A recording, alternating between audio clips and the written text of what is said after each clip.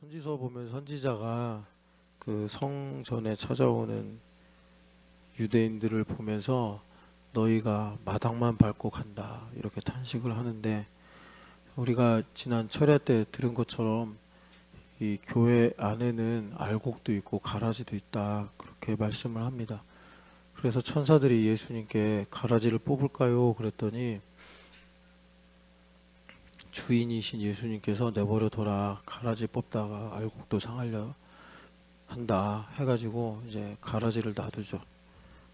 그래서 우리가 뭐 구원받지 못할까봐의 긴장이 아니라 하나님께서 내게 주신 은혜가 참 귀하고 복되구나, 그것을 우리가 알고, 여러분 뜰만 밟고 가지 마시고 오늘 이 새벽에 성소에 들어가셔서 우리 주님을 친히 배우는 새벽이 되시기를 축복합니다.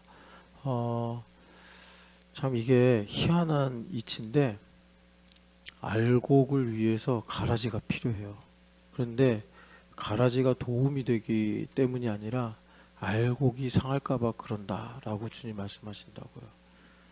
그러니까 뭐 여기서 다른 사람을 예로 들면 시험 들 수 있으니까, 신나래 집사님이 가라지인데 반주가 필요하니까 여기 와 있을 수 있는 거고, 제가 가라지인데 설교를 해야 되니까 여기 있을 수도 있는 거예요.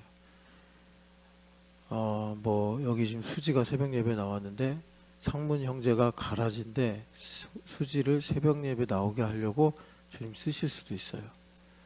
그러니까 가라지라고 할 때 뽑아버리면 알곡이 상하는 일이 생긴다 주님 말씀하신 거예요. 그래서 여러분, 이런 내용은 성경에 자명하게 나와 있는데도 설교하기가 참 힘든 게, 그 고기를 먹다가 믿음이 약한 사람이 시험에 들면 먹지 말라고 했잖아요, 주님께서. 그러니까 주일 같은 설교에서는 이런 말을 하면 시험 드는 사람들이 생긴다고요. 그래서 조금 좀 조심하는 거고, 이렇게 새벽이나 철야 때는 주일 말고도 더 나오시는 분들이 계시니까 그렇게 이제 마음을 좀 내려놓고 얘기하는 거죠. 복음의 생리가 이러하다 하면서.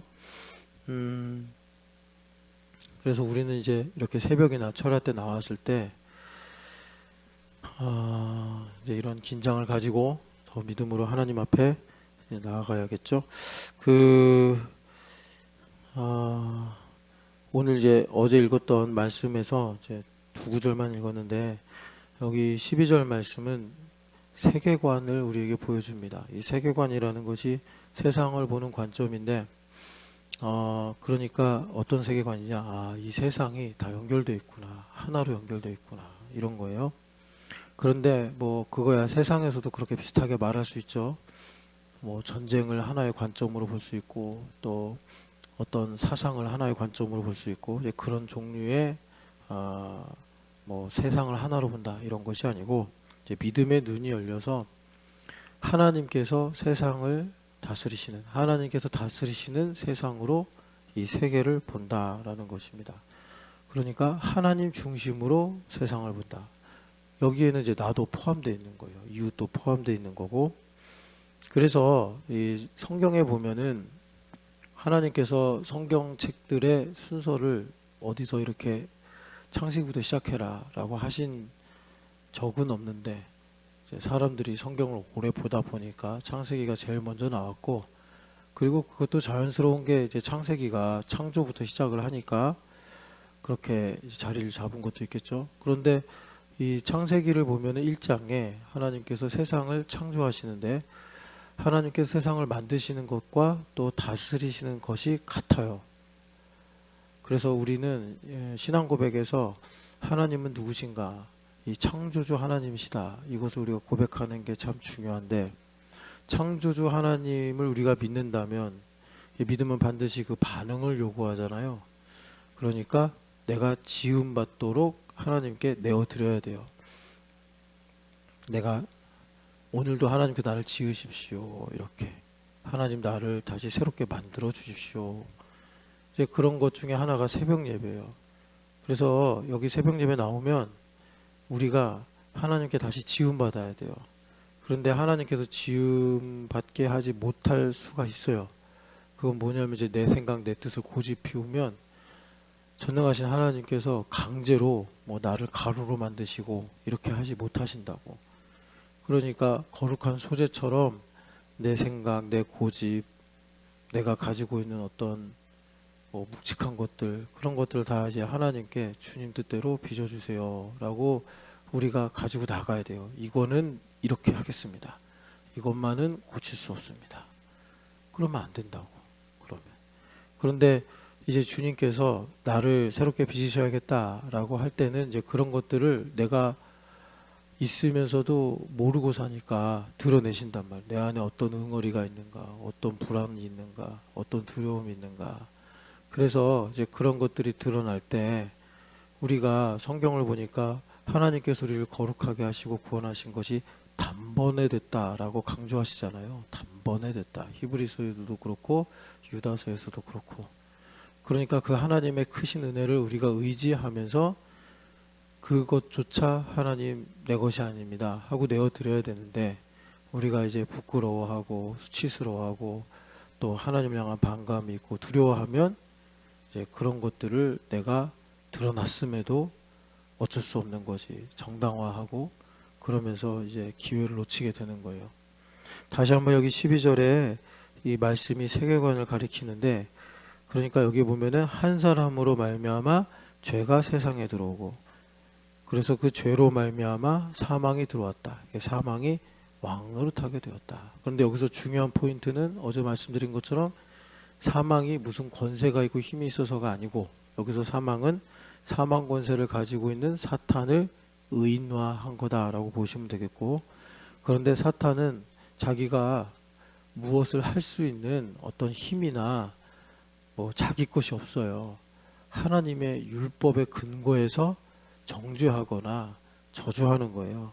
그래서 하나님께서 선악과를 먹으면 정령 죽으리라 하신 그 율법을 근거하여 사망을 가지고 사람을 다스리는 겁니다. 사람을 다스리는 건 뭐냐? 사람 가장 깊은 곳에 하나님을 향한 반감과 그 반감은 동시에 죽기를 두려워하거든요.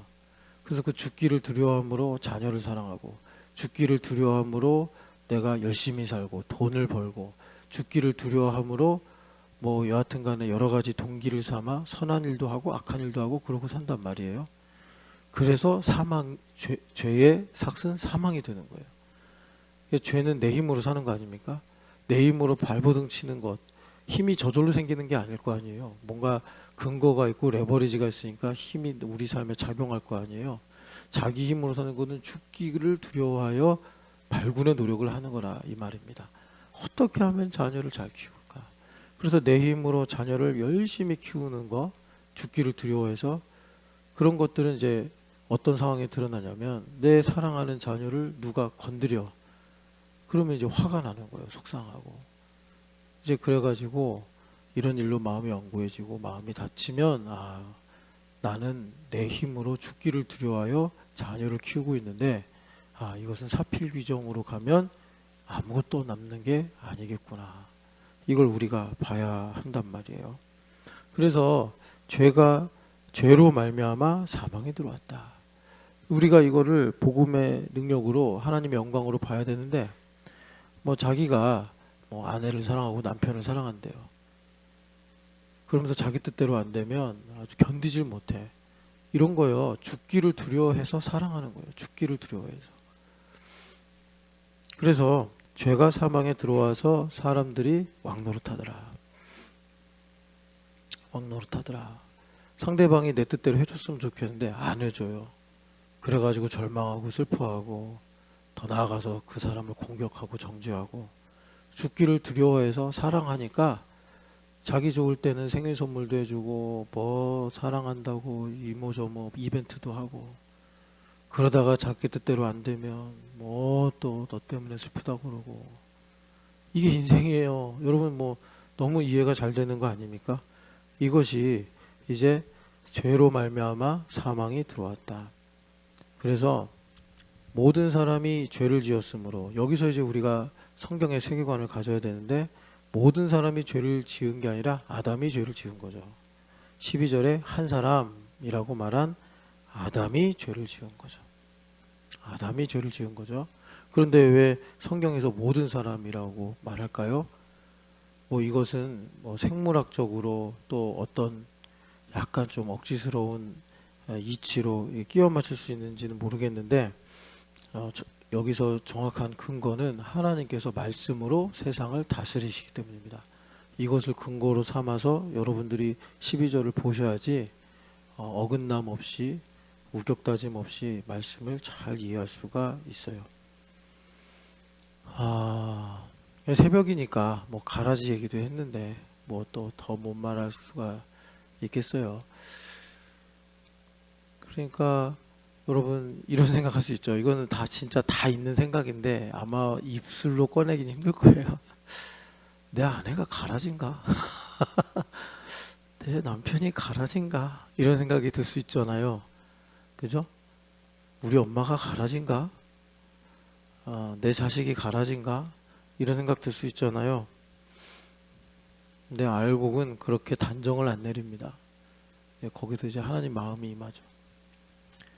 여하튼 여러분들이 잘 분별해서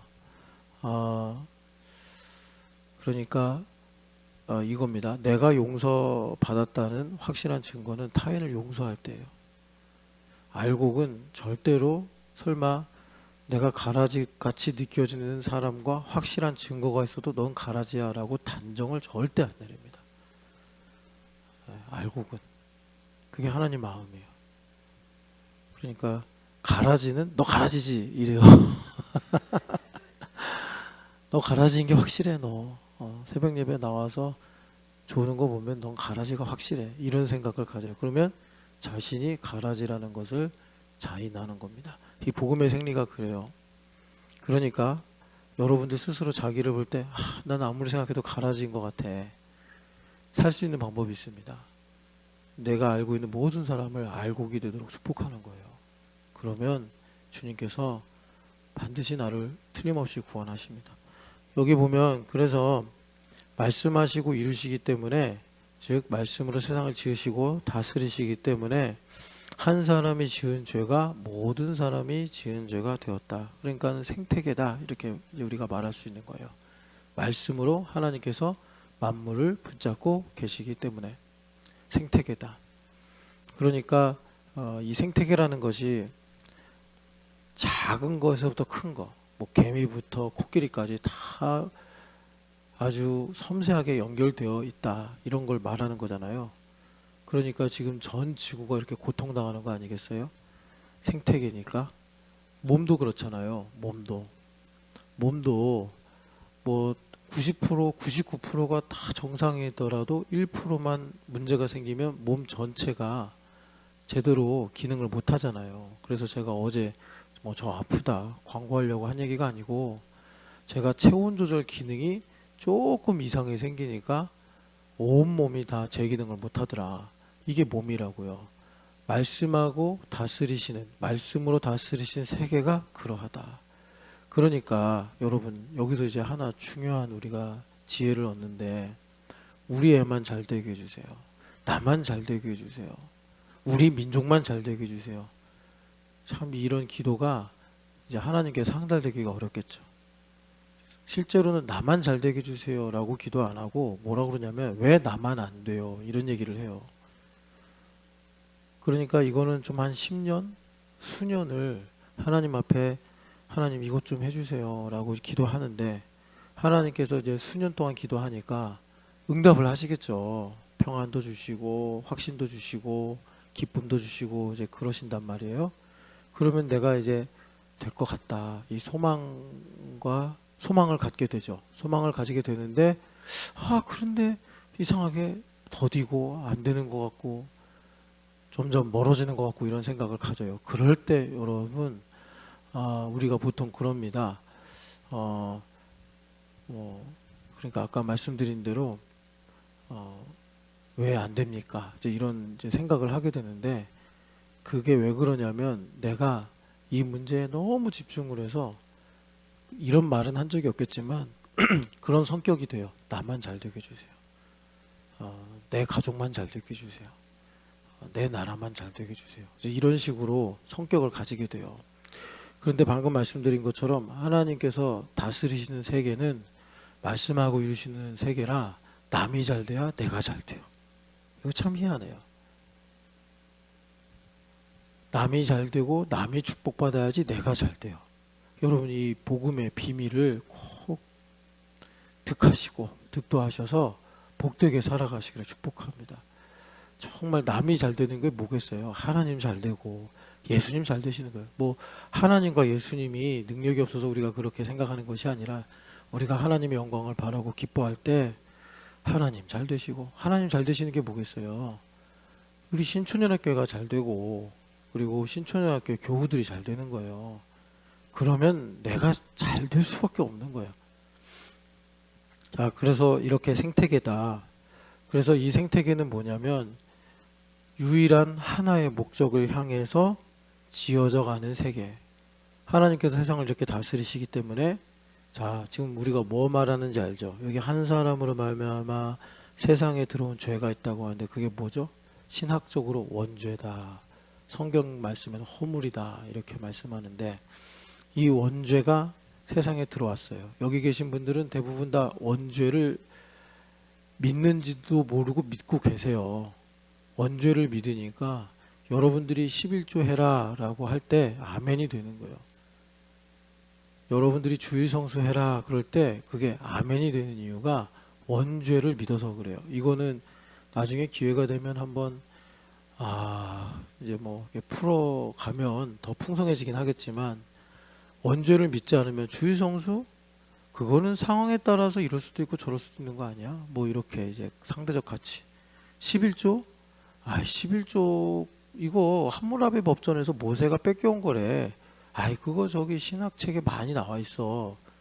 이렇게 이제 엉뚱한 얘기하는 거야. 아니 하나님께서 우리에게 말씀을 주시는데 뭐가 부족해서 애굽의 신화와 바벨론의 고서에서 뺏겨가지고 성경을 쓰게 하셨겠습니까?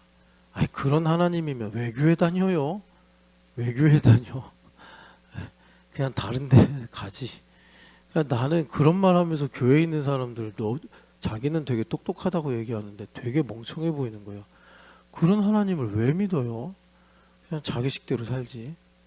그러니까 여러분 이런 것들이 성경에 기록이 되어 있지는 않습니다. 주일성수 해라, 11조 해라. 물론 이제 구약에서는 하나님께서 이제 예물법으로 11조를 주셨긴 했으나 이게 신약에 와서는 그렇게 강조를 많이 안 하시거든요. 왜 강조를 안 했냐면 강조할 필요가 없어서 그런 거예요. 당연히 하는 거지. 그런데 여러분 아시겠지만 고린도 교회 개척하실 때 바울 사도께서 헌금 얘기를 왜 안 하셨어요? 아니 곡식을 떠는 소의 입에 망을 씌우지 말라는 게 소를 위해서 한 말이겠느냐 하실 만큼 바울 사도가 몰라서 그러신 게 아니라 믿음이 약한 사람이 고기를 못 먹는 것처럼 고린도 교회 사람들이 아주 천둥 벌거숭이 같이 사니까 예물 얘기를 못 한 거예요. 그리고 나서 나중에 에베소에서 고린도 교회가 이제 분열됐다 회복되고 이런 얘기들 고린도 후서 후반부잖아요. 그랬더니 이제 뭐라 그래요? 예물하라고 하잖아요. 예물해라 니네들도.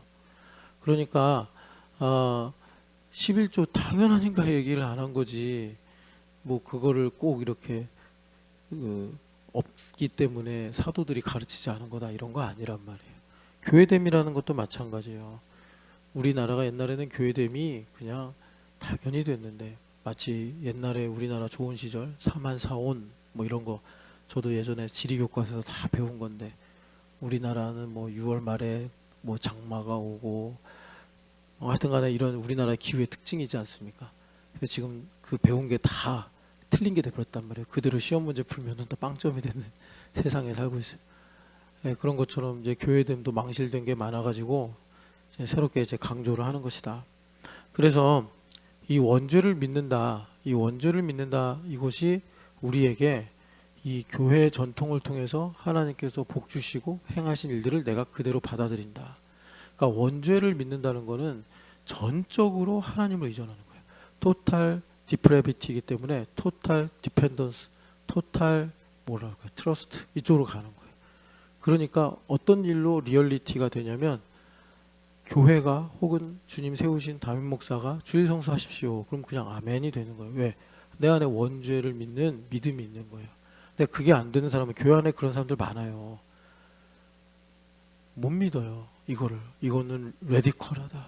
다른 교회는 안 그러는데 우리 교회는 왜 이러냐. 뭐 이렇게 얘기를 해요.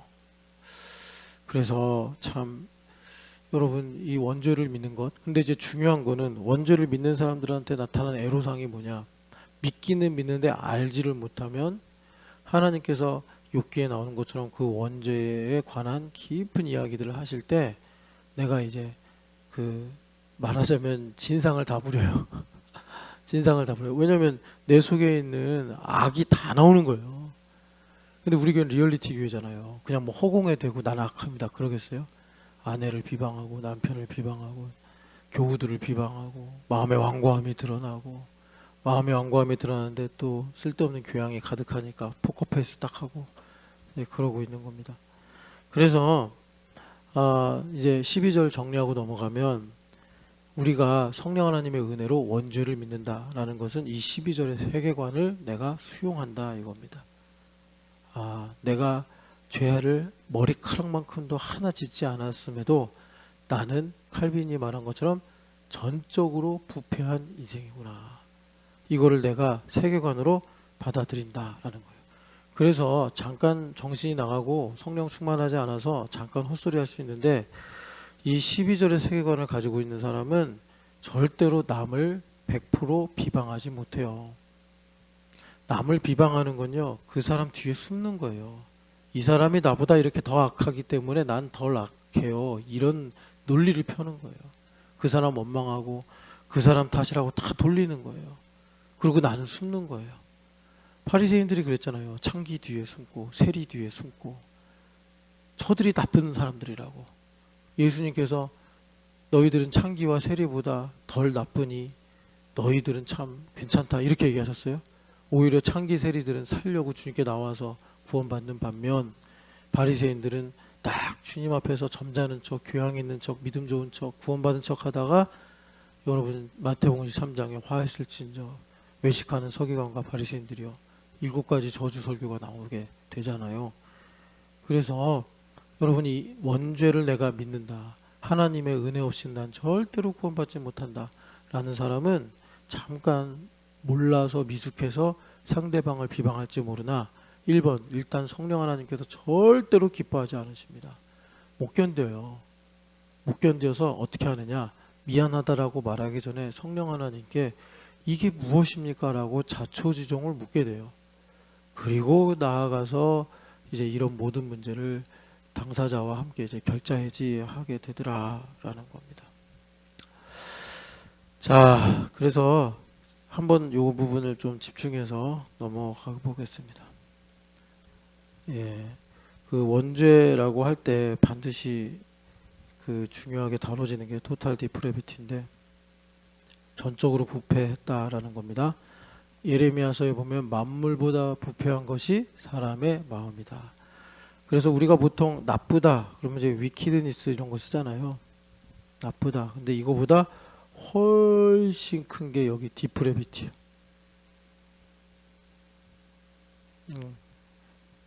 그러니까 심각한 거죠.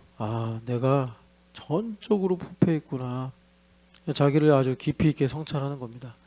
그래서 여러분들이 성찰하고 싶으시면 좀 이게 뭔가 목사님 뭘 말하는지 좀 느낌이 안 온다 그러면 제가 얼마 전에 추천해 드릴게요. 여기 지금 세종문화회관에서 오이디푸스 그 뮤지컬인가 하여튼 연극을 해요. 연기 잘하더라고요. 가서 한번 그 오이디푸스의 비명과 괴성과 울음소리를 들어보세요. 그럼 이게 이런 거구나. 이게 이런 거구나. 그동안 아내를 그렇게 이잡듯이 잡고 그렇게 비방하고 그렇게 꼬집고 살았는데 그 연극 한번 봐봐요. 그리고 오이디푸스랑 나를 동일시해가지고 한번 잘 묵상해봐요. 그럼 거기서 오이디푸스가 마지막에 하고 한 10분 정도 울거든요. 이게 인간의 비참함이구나. 도저히 기도하면 잠만 오고 바빠서 성경도 못 읽겠으면 그거라도 가서 보라고. 그거라도 보고 내 안에 이런 비참함이 있구나. 살았으나 고통이로다 한번 들어보고 오세요. 그러면 조금 이제 이런 느낌이구나 이해하실 수가 있어요. 아니 그러니까 그리스인들도 한 400년 정도 이성으로 생각하고 사색을 하면서 인간이라는 게 이런 은원관계 속에 매여 있구나를 발견하는데 교회 다니면서 신령한 하나님의 말씀을 10년 20년 듣고 읽고 하는 우리가 가벼워서야 되겠습니까? 거기서 오이디푸스가 마지막에 하는 말이 그러더라고요. 살았으나 뭐하였고 뭐하였으나 고통스럽구나 뭐 이랬나 하여튼 그래요. 마지막에 이제 장님이 돼서 길을 떠나면서 그런 얘기를 하더라고요. 다 이제 시나리오겠지만 그게 인간에게 울림을 주고 공감대 주는 건 다 우리 안에도 그런 게 있는 거 아니겠습니까? 거기서 나를 건져내시려고 예수님 오셨고 너의 눈이 멀었느냐 내가 다시 보게 해주겠다라고 말씀하시는 거죠. 자, 토털 디프레비티를 고백한다는 것은 뭐냐? 그러니까 이걸 다른 말로 말하면요. 이걸 내가 믿잖아요. 그러니까 하나님의 은혜 아니면 나는 절대 구원받지 못한다. 이걸 믿잖아요. 그래서 저는 좀 기왕 믿을 거면 어린 시절부터 믿는 게 좋다. 이런 생각을 좀 합니다. 어린 시절부터 믿는 게 좋다. 우리 애들은 참 복 받은 거죠. 좋은 부모님들 만나서. 근데 이 토털 디프레비티가 그러니까 있으면 여러분 성경에서 제일 우리에게 치명적인 것이 뭐 마귀의 관계 뭐 이런 것도 있고 또 세상의 고난과 고통도 있겠지만 사실은 다른 복음이에요. 다른 복음의 문제. 그래서 존 파이퍼 목사님 책 보면은 거기에 이 부분을 좀 많이 경계하죠. 다른 복음은 여러 가지가 있습니다. 그리고 이 다른 복음의 특징은 인본적, 그러니까 이제 인간 중심적 누룩 있잖아요. 갈라디아서가 이 대표적인데 갈라디아 성도들이 신앙생활하다가 문제를 만났어요. 그랬더니 어떤 설교가들이 갈라디아 교회를 방문해서 할례를 받으면 다 괜찮아집니다. 구원받을 수 있습니다. 그랬더니 다 다른 복음 쪽으로 기울었다고 그러죠. 인본적 요소는요 이해가 쉬워요. 설득이 잘 돼요. 확 마음이 뜨거워져요. 확 마음이 뜨거워져요. 뭐 우리 교회 이렇게 이제 뭐 한 30일 뭐 한 넉 주 정도 해가지고 특별 새벽 기도입니다. 이번에는 하나님이 이런 은혜를 주십니다. 그러면 우리 교회 사람들 아마 겁한다 하나도 안 빠지고 나올걸요. 우리 교회 정도 되면. 근데 이렇게 하면은 그러니까 우리 안에 이런 누룩이 남는다 이 말이에요. 인본적 누룩이. 그래서 이 다른 복음을 토털 디프레비티를 믿으면 본능적으로 반발해요. 물론 잠깐 혹할 수는 있으나. 그래서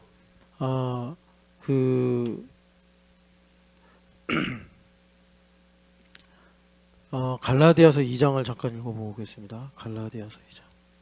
갈라디아서 2장을 보시면 자 2장 17절 18절 같이 읽겠습니다. 만일 우리가 그리스도 안에서 의롭게 되려 하다가 죄인으로 드러나면 그리스도께서 죄를 짓게 하는 자냐 결코 그럴 수 없느니라. 아멘. 여기까지만 읽을게요. 그러니까 여기서 이제 갈라디아 교회 성도들한테 말씀하는데 뭐 문제가 생긴 거죠. 그래서 죄인으로 드러났다 이겁니다. 그러면 바울 사도가 전한 이 복음이 죄를 짓게 만드는 복음이냐? 그럴 수 없다. 결코 그렇지 않다. 그러니까 뭐죠?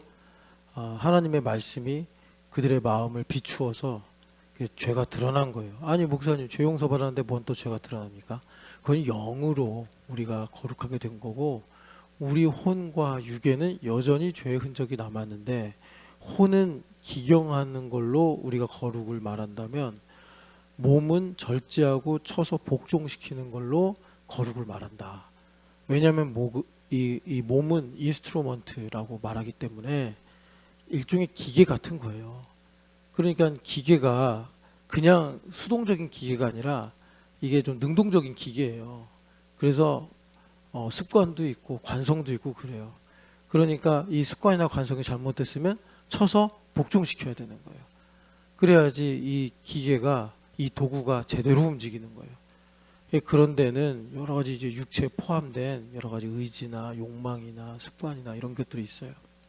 그리고 혼 같은 경우도 말씀으로 계속 기경을 해야지 내 마음의 완고함이나 내 마음의 여러 가지 또 하나님을 방해하는 마음들, 이런 것들을 우리가 제거할 수 있는 거죠.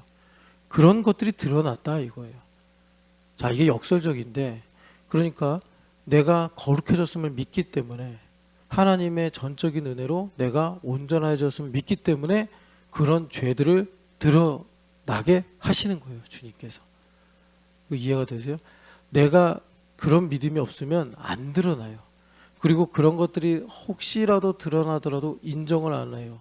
감추거나 남을 비방하고 탓하는 걸로 흐려요. 본질을 흐리게 만들어요. 네. 그런 수법을 많이 써요, 교회 다니면. 그런데 이제 내가 거룩해졌음을 믿으면 그런 것들이 확연하게 올라와요. 그래서 갈라디아 교회 성도들이 놀란 거예요. 아니, 나는 구원받은 줄 알았는데 왜 여전히 거짓말하고 우상숭배하고 여전히 왜 나 죄를 짓지? 왜 그런가 봤더니 이제 그렇게 되면 왜 힘들겠어요? 원수막인 정죄하고 자기 낙심하고, 아, 내가 구원받은 것이 착각이었나, 막 이런 생각도 하고 그럴 거 아니겠습니까? 그런데 바울사도 하시는 말씀이 그게 아니다. 그러면서 이제 19절부터 20절까지 율법에 대해 주고 하나님에 대해 살게 하시려고 하나님께서 나의 죄를 드러내시는 것이다. 그런데 요즘에 여러분, 이제 여기서도 그러지만 요즘에도 그래요. 이게 여러분 상당히 뭐라 그럴까, 교회 성장에는 직결되는 도움이 안 돼요. 교회 성장에는. 그러니까 나긋나긋하게 웰리스, 힐링 목회를 하게 돼요. 이거 건드리는 거 별로 안 좋아해요. 이거 건드리지 않을 수 있는 좋은 방법이 있어요. 뭐냐? 여러분들을 대면하게 신앙생활하게 만들면 돼요.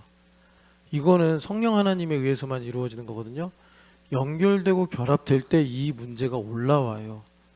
제가 어떤 프로그램으로 제가 혼자 설교를 잘해서 되는 게 아니고, 교회가 유기적으로 연결될 때 제 몸에서 체온 조절 기능 하나가 잠깐 어긋나니까 몸 전체가 제 기능을 못하는 것처럼 연결되고 결합이 되어서 예수님과 연합하는 것이 리얼리티가 될 때, 그럴 때 이 감춰진, 그러니까 나의 죄의 문제가 올라와요. 그래서 어떤 경우는 이걸 한두 번 경험하고서 바꾸고 싶지 않다. 예를 들어서 내가 우선순위를 예수님 말고 다른 걸 두고 있는데, 예수님을 우선순위로 해야 되는 상황을 이제 직면하거나 맞닥뜨리면 골치 아픈 거예요. 하고 싶지 않은데 나는 이 원칙을 고수하고 싶고 나는 이 삶의 방식을 유지하고 싶은데, 우리 예수님께서 오셔가지고 너가 가진 재산을 다 팔아 가난한 자들에게 나눠주고 와서 나를 좇으라, 이런 식으로 산통을 깨는 얘기를 하니, 아, 이거 한 번 더 만나면 골치 아프겠는데? 그렇다고 교회를 바꾸자니, 이거 뭐 교회를 바꾸는 것도 현실적으로 쉽지 않고, 그러니까 어떤 일을 취하냐면 거리를 두자. 자, 이렇게 거리를 두고서 더 이상 오지 마세요. 더 이상 나에게 오면은 제가 복잡해지거든요. 저는 지금 이 살아가는 방식을 바꾸고 싶지 않은데, 당신이 가까이 오면 예수님께서 나에게 오셔서 무례하게 막 질문하시고 명령하시고 말씀하실 게 뻔하기 때문에, 아, 당신이 다가오는 걸 난 원하지 않습니다. 그래서 딱 거리를 둬요. 여러분, 하나만 더 말씀드릴게요. 여러분들이 거리를 두시면 저도 안 가요. 왜 안 가는지 아세요? 그 결례가 되기 때문에. 저하고 여러분은 사람들 관계지 뭐 영적 관계가 아닙니다.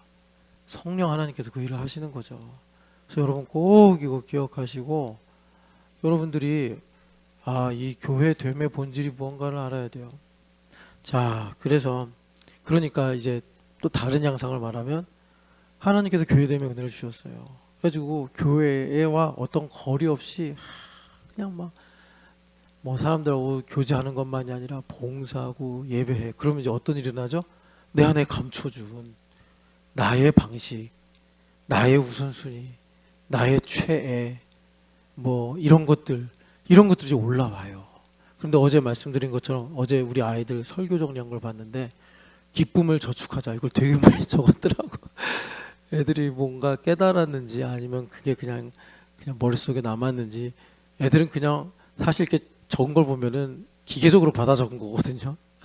근데 애들이 다 거기다 기쁨을 저축하자, 기쁨을 저축하자.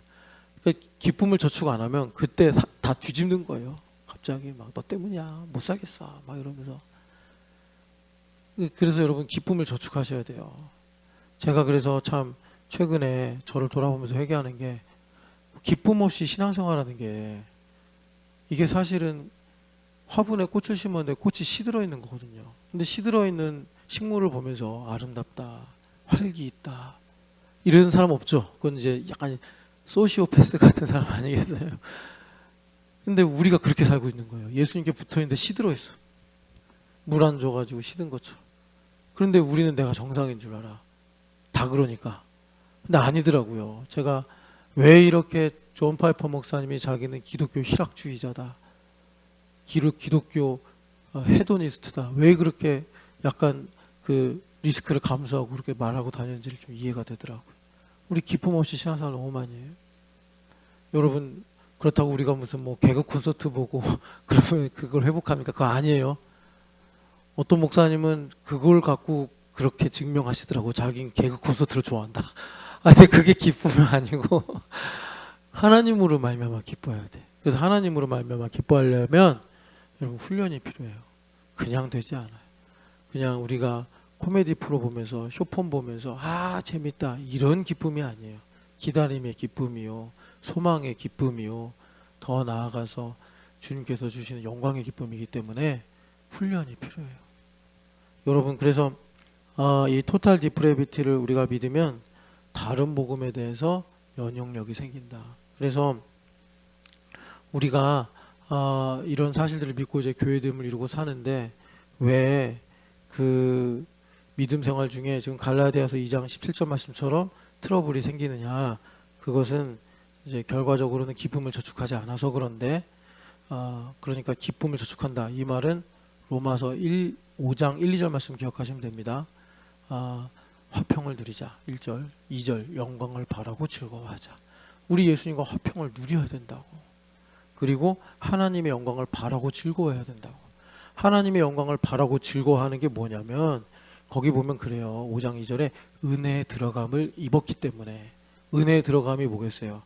은혜에 들어감이 뭐겠어요? 은혜 보좌로 들어가자고 그랬잖아요. 지성소로 들어가는 거예요. 그래서 여러분 놀랍게도 정말 우리가 하나님 사랑하면 여러분 직장에서도 집에서도 교회에서도 이제 교회는 특별히 이제 이렇게 환경이 구성되어 있으니까 더 그러겠지만 지성소가 됩니다. 어디서나 지성소가 됩니다. 여러분 그렇게 하나님과 늘 가까이 하시기를 축복합니다. 그래서 이렇게 문제가 생기는 이유는 뭐냐면 하나님께서 우리에게 크신 은혜를 주셨는데 은혜를 주시기만 하면 뭐예요? 우리 하나님께서 뭘 하시려고 그러죠? 나를 상속자 삼으시려고 하잖아요. 그렇기 때문에 상속자를 삼으신다는 것은 나를 통해 영광을 받으시길 원한다. 그럼 영광을 받으시려면요 나에게 동의를 받아야 돼요. 하나님의 주권과 나의 자유의지 가운데 이런 간극으로 인해서 우리 안에 이제 문제가 생기는 거예요. 그러니까 여러분 내 죄가 드러날 땐 뭐예요? 하나님께서 내가 생각한 것보다 아는 것보다 더 큰 영광을 나에게 가지고 계시는구나. 이제 이렇게 우리가 생각하면 됩니다.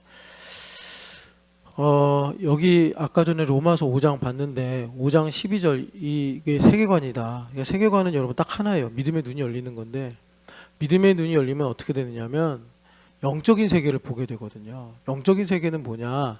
다시 한번 말씀드리면 영적인 세계는 뭐 환상을 체험하고 천국을 보고 오고 천사를 보고 뭐 꿈을 꾸고 꿈을 꿨는데 이렇게 그것도 영적인 세계인데 요즘 세상에 너무 이런 좀 지저분하고 혼란스러운 게 너무 많아요. 그리고 여러분 제가 몇 번 이제 뭐 철야 때나 새벽에 보여드렸지만 그러니까 우리가 그런 걸로 영적인 세계를 체험하는데 머물면 다른 복음에 빠져요. 자, 제가 예전에 한번 보여드렸던 건데 다시 한번 새벽이니까 보여드릴게요. 뭐냐면 제가 그 정리를 해가지고 한번 표를 만들었었거든요. 여러분들도 아시겠지만 그래서 요건데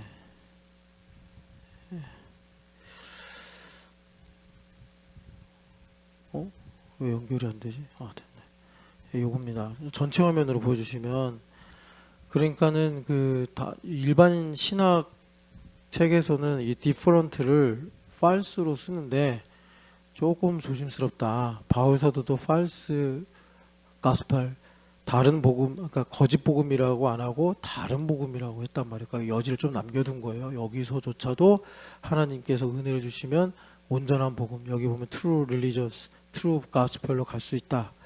그런데 이제 이 조나단 에드워드 목사님이 신앙의 근본이 뭘까, 네이처가 뭘까, 이거를 쭉 이제 묵상하고 연구하시다가 affection이다. 이 affection, 그 affection 중에 affection을 일으키는 것 중에 하나가 체험이거든요. 환상 보고 이러는 거. 그런데 본인께서 그때 이제 막 여러 가지 현상들이 그 이제 뭐 뉴잉글랜드, 뭐 버지니아, 조지아 이런 데서 막 일어날 때였어요. 그럴 때 이분이 23년간 목회를 하면서 열매가 없네? 이런 걸 이제 보신 거예요.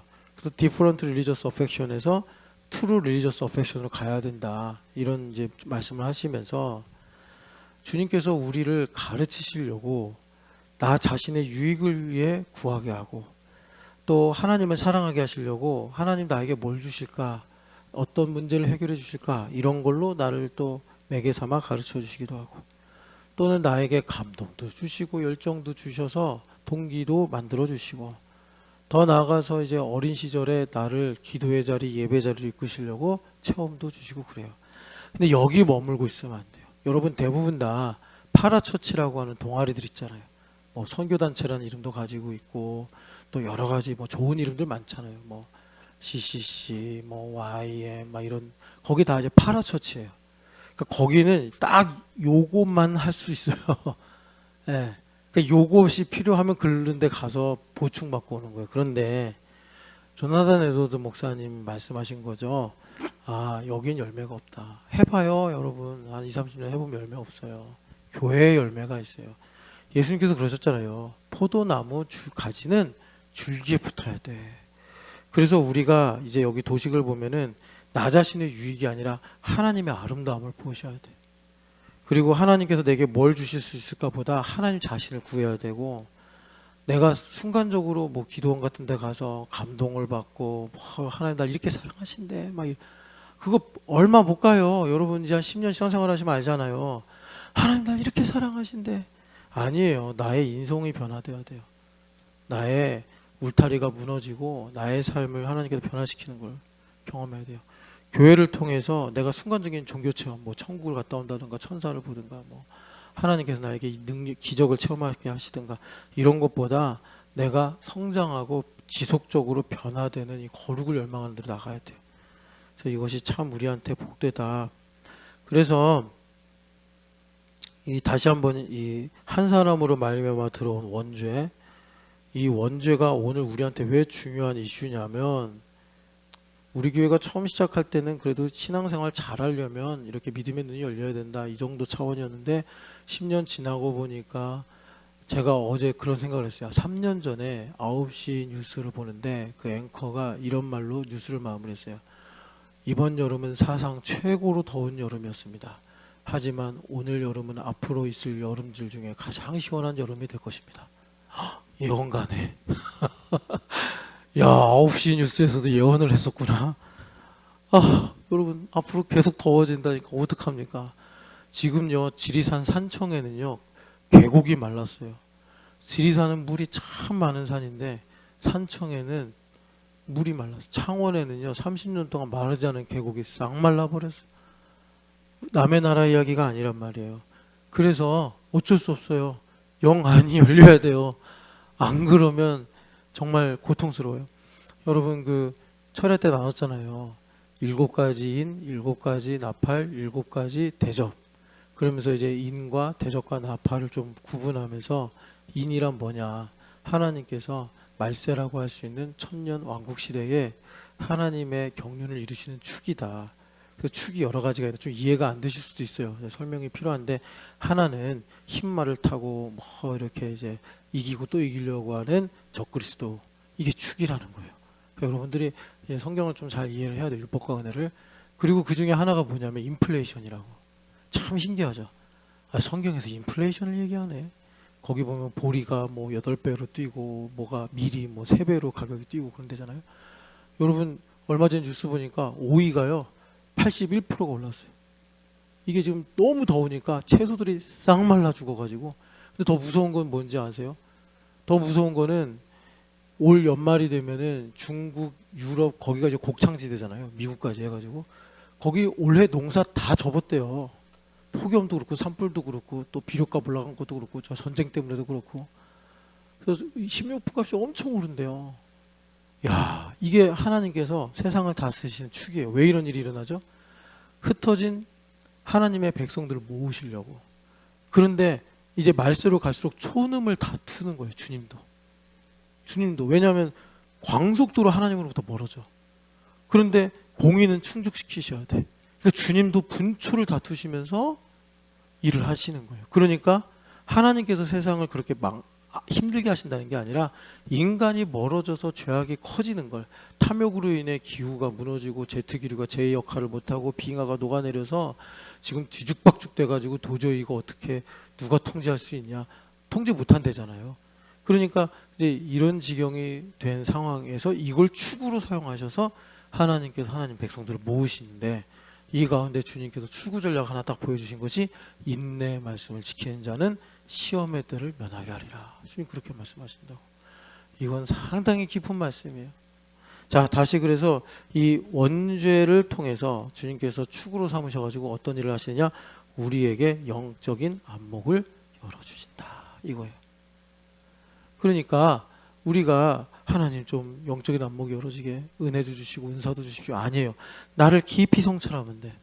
예, 아주 쉽게 다른 사람이 원망스러워 죽이고 싶어. 누구 이야기예요? 유다 이야기예요. 유다가 다말 죽이고 싶었다고. 그런데 끝에 가서 뭐라 그래요? 내가 나쁜 놈이네, 그가 나보다 옳도다. 이 영안이 열리는 거예요. 그래서 유다가 유다 지파가 돼서 거기서 왕의 그 금홀이 나오리라 주님께서 이렇게 예언을 하신 거죠. 그래서 여러분 이제 우리 시대에 이 영적인 잡동사니들이 너무 난무해요. 너무 난무해. 우리 교회도 적잖게 영향을 줘요. 그래서 저도 좀 골치가 아파요. 그런 것 때문에. 강제로 막을 수는 없고, 그렇다고 애를 물가에 내버려도 그냥 내가 잘 있겠지 이럴 수도 없고. 근데 말은 안 듣고 그러니까 참 어려워요. 근데 여러분 영적인 세계 잡동사니가 난무해가지고 사람들이 이제 파편적인 것들, 이런 것들, 대표적인 게 하나님 나에게 말씀하셨습니다, 이런 거예요. 여러분 좀 솔직하게 말씀드리면 우리가 장로교 합동이잖아요. 장로교 합동에서는 하나님께서 내게 말씀하셨습니다, 이거 안 좋아해요. 약간 문제시해요. 근데 이걸 너무 문제시하면 성령 하나님의 자유를 가로막는 것이기 때문에 제가 이렇게 설교 중이나 공식적으로 하나님께서 내게 말씀하셨습니다, 이거는 위험합니다, 틀린 겁니다, 이렇게 말씀을 안 드리는 거예요. 뭐 목욕물 버리다 애까지 버린다 그런 거 있잖아요. 그런 어리석음을 범하지 않으려고 성령 하나님은 얼마든지 우리에게 말씀할 수 있으니까 이거를 기억하셔야 돼요. 믿음의 분량을 따라 말을 해야 돼요. 근데 사람들이 이 부분을 많이 놓쳐요. 내가 믿음의 분량이 얼마나 있다라는 걸 모르고 정말 자신은 삼손처럼 무엇이든지 할 수 있다, 이런 좀 생각을 가져요. 자기 마음에만 들면. 그래서 그 사람들이 하는 말들 대부분 보면 아까 전에 조나단 에드워즈 목사님이 다 1700년대 다 경험하고 정리를 해놓은 건데 지금도 재탕하고서 그걸 또 처음 믿고 신선한 일인 줄 알고 사람들이 속는다니까요. 하나님 내게 말씀하셨습니다라고 말하는 사람들 대부분 봐봐요. 다 나를 위한 말씀이고, 나를 높이는 말씀이고, 나를 확보하고 나를 드러내는 성격의 말이지, 자기를 낮추고 하나님께서 나를 겸손하게 하시는 그런 말 거의 없어요. 하나님께서 내게 이렇게 말씀하셨어. 쭉 들어보면 자기를 높이고 자기의 주장을 관철시키려고 하는 말들이에요. 대부분 그래요. 나쁜 말들은 아니에요. 근데 끝에 가면은 미숙하다고. 자기를 그렇게 사랑하신대, 하나님께서. 그리고 그 사람들이 자기에 관한 말이 아니라 상대방에 대해 얘기해요. 예를 들어서 제가 평신도인데 우리 윤실 자매를 위해 기도하다 그랬다는 거죠. 하나님 나 이게 말씀하셔서 윤실아 쭉 얘기하고 듣잖아요. 나 되게 기분 나쁜 게 뭐냐면 나를 가르치고 있네. 결과는 그거예요. 윤실이 너 똑바로 살아 이건데 하나님 나에게 말씀하셨어. 이러면서 윤실아 진짜 그게 맞든 틀리든 간에 괘씸하잖아요. 자신의 너에 대해서 뭐라고 말씀하시니 그러면 유구부원 삐져요. 그러니까 믿음의 분량을 놓치고서 자기의 믿음의 분량이 사치견산 수준인지 곱셈 나눗셈 수준인지 분수 수준인지 더 나아가서 방정식도 풀고 다항식도 풀 수 있는 수준인지 모르고 이제야 1 더하기 1 뭐 두 자릿수 더하는 정도면서 갑자기 그냥 막 삼각함수 한다고 그러고 이러고 앉아있으니 기가 막히는 거죠.